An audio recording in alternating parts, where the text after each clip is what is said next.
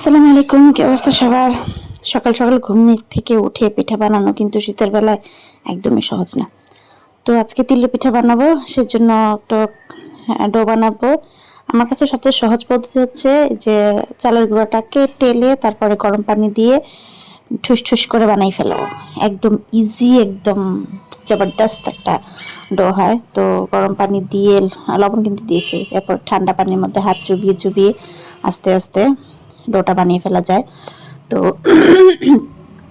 এই ডোটা দিয়ে কিন্তু মেরা পিঠা, তারপরে হচ্ছে কি বলে এটাকে, নকশা পিঠা, রুটি পিঠা, যে কোনো পিঠা খুব ইজিভাবে করা যায়। হাত কীভাবে লাল হয়ে গেছে দেখছেন এই গরম গরম ডোটা রেডি করার সময়। আমার ডোটা তো একদমই পারফেক্ট হয়েছে, একটুও লাগছে না, না হাতে লাগছে না একদম মেজের মধ্যে লাগছে, একদম দারুণ হয়েছে। এখন আমি রুটি বেলে নিয়েছি। একটা রুটি বেলে নারকেল দিয়ে, সাদা তিল দিয়ে পুর বানানো হয়েছে। তো নারকেল মানে তিলের পুলি, এই পিঠাটা কিন্তু আমার একদমই পছন্দ না, তবে আমার শ্বশুর শাশুড়ি, আমার হাজবেন্ড, দেবর তারা পছন্দ করে, বাট আমি একদমই পছন্দ করি না। আমার কাছে কেন জানি পিঠাটা ভালো লাগে না। তিলের পিঠা আর কি, আমাদের অঞ্চলে বলে তিলের পিঠা, এগুলো টেলে খেতে হয়, যার কারণে আমার কাছে একদম ভালো লাগে না। তো আমি পিঠা এক এক করে সব কেটে, যেভাবে পেরেছি ওইভাবে কেটে, তারপর ঢাকনা দিয়ে কিছুক্ষণ রেখে সিদ্ধ হয়ে আসলে, একটু পোড়া পোড়া হয়ে আসলে পিঠা খাওয়ার জন্য রেডি হয়ে যায় আর কি। তো দুপুরে রান্নার জন্য একটা, এটা কি সিলভার মাছ না ব্রিগেড মাছ আসলে বুঝতেছি না। তো ঘরে অন্য মাছ আছে, ওগুলো খাইতে ভালো লাগছিল না, তো একটা এই মাছটা আনলাম, সিমের বিচি দিয়ে রান্না করব। ছেলের বাবাকে একটু নাশপাতি কেটে দিয়ে তারপর বিচি ছুলতে আসছে। বিচিগুলা রাতের বেলা ভিজেছি, তাও কেন জানি এত টাইট হয়েছিল, যতটুকু পারছি কয়েকটা ছুলে তারপরে রান্না করছি আর কি, এক বেলার জন্য, তো এই জন্য অল্প কিছু বিচি ছুলে তারপরে রান্না করে ফেলছি। শিমের বিচি তরকারিটা আমার ঘরে এত ফেমাস, এত সুপার হিট। গতকালকে কিছুটা মূলা তরকারি ছিল, আর ছিল শুটকি তরকারি, এই জন্য এগুলো গরম করে নিছি, আর হচ্ছে এই সিমের বিচি তরকারিটা রান্না করে ফেলছি। তো আমার ছেলেও তো সিমের বিচি তরকারি এত পছন্দ করে, দেখেন। আর আমি সিমের বিচি রান্না করলে না, আমার কখনোই সিমের বিচি শিম সহজে বিচিগুলো ভাঙে না। অনেকের বিচি ভেঙে একদম ভত্তা ভত্তা হয়ে যায়, এগুলো খেতে আমার কাছে ভালো লাগে না।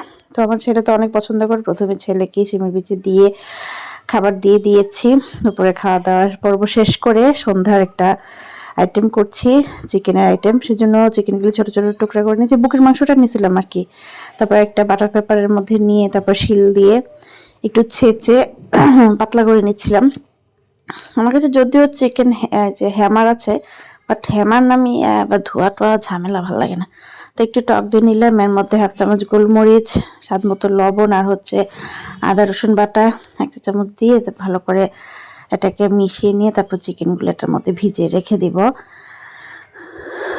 তো আসলে এটা প্রস্তুতি হচ্ছে বার্গার। আমার হাজবেন্ড অনেকদিন ধরে বলছিল সে বার্গার খায় না, আর বাহিরের বার্গার সে তত একটা পছন্দ করে না। কারণ হচ্ছে বাহিরের বার্গারটা আমার মানে ওরকম, আমি কেন জানি, মানে টেস্ট তো আছে বাট অনেক হেভি মনে হয় আমার হাজবেন্ডের কাছে। এসব হেভি খাবারগুলা সে পরে অনেক সমস্যায় পড়ে যায়, যার কারণে আমি চেষ্টা করি বাসায় বানাতে।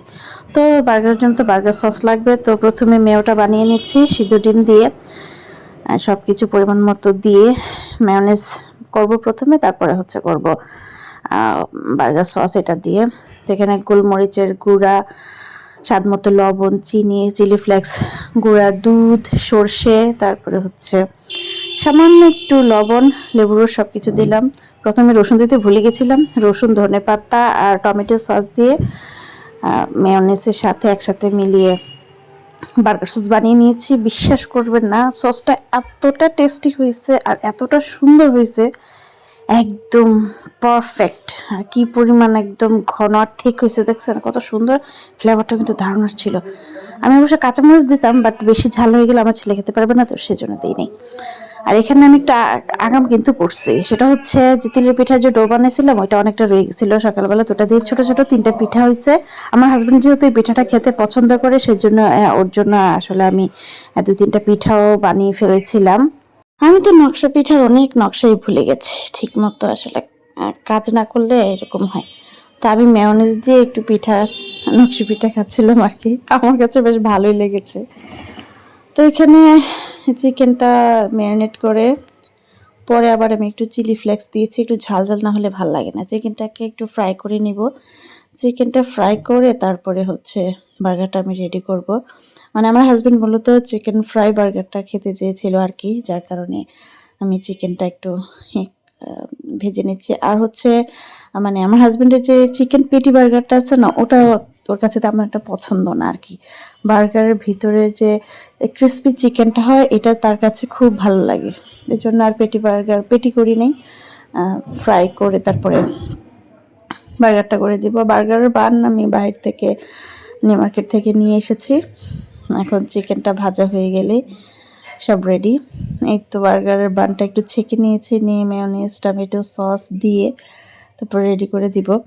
তো আমার ছেলে, সে কিন্তু বার্গার ওরকম একটা চিনে না, তার কাছে বার্গার পিৎজা মানে সব কিছু একই রকম। চিকেন মেয়ো আর সস দিয়ে কোনো রুটি বা যা কিছু দেয় হোক, তার কাছে ওটাই হচ্ছে পিৎজা। মানে তার কাছে পিৎজা বার্গার সব একই।